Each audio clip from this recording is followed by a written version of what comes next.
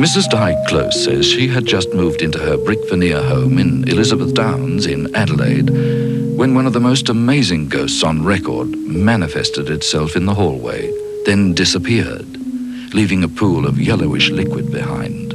She was small, about 5'2", very attractive, shoulder-length brown hair, always wore a bikini. How did she behave? Aggressively to begin with, very much so. I woke up one night and I felt that I was being strangled. I could feel this pressure around my throat. Things would get broken in the house. The whole house just seemed one of aggression, depression. It was just an awful feeling. Di's friends thought she'd gone mad at first. But then one by one, visitors to the house also began to see the ghost, and it made almost daily appearances. It was an experience which gave vehicle welder Brian Hall the shock of his life. Oh, there was a party going on and my parents were invited and I was on my own single, so they said, why not come along? Did you know Di Close very well? No, I didn't. My parents did, but I didn't. Did you know about the story of the ghost and the red bikini? No, I'd heard stories of things happening in the house, but not actually a ghost. Yeah. What happened when you went there? Well, I was sitting with my parents and their friends having a drink, and there was a young lady sitting across from me, but on an angle round in the other part of the room, and she was sort of looking at me, giving me the, you know, the nod, you're on your own, I'm on my own.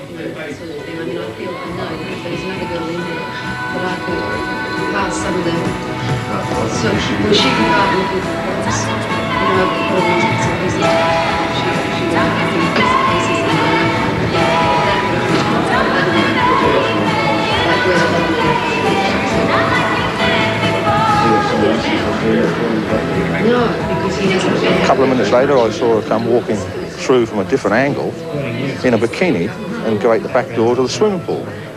And I thought, that's strange, you know, nobody else in the pool, it's not midsummer. So I got up and walked across to the window, and there she was in the pool. So I went out. I didn't actually speak to her. She was just sort of floating around in the pool. And I went back inside to get a drink. And when I looked, the woman was still sitting in the same seat.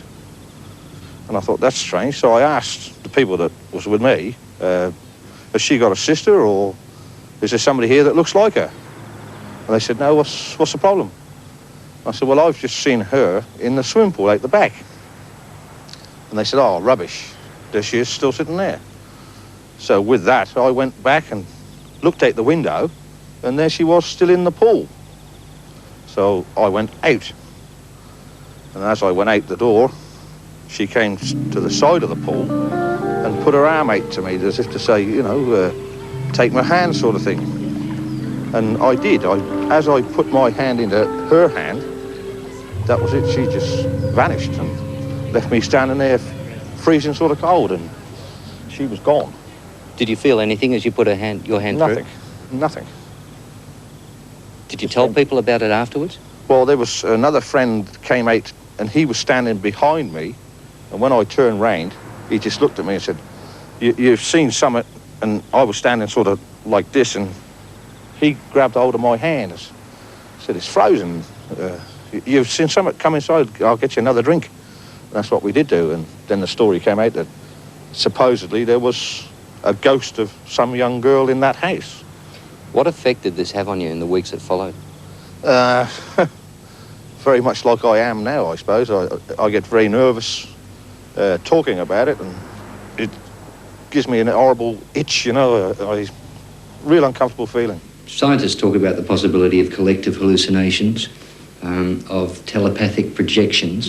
And then, of course, a lot of people talk about ghosts. Are you convinced that this actually was a ghost? Yes, because I know what they say about this collective hallucinations. It couldn't possibly have been, because there were so many different days, different times, different people. You didn't have to have a crowd. There could be just one or two people there.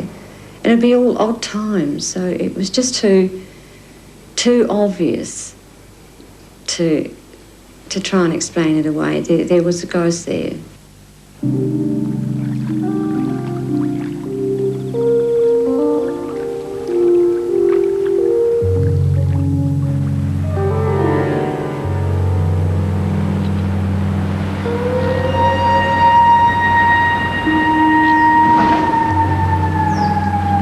Adelaide's Bikini Ghost is just one example of the ancient belief that spirits can inhabit water.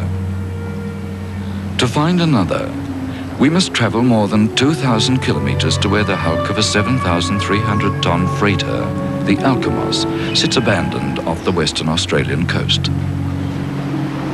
The old steamer is trapped on rocks and sand just offshore, with the wind singing eerily in her rigging and waves lapping at gaping rents in her side.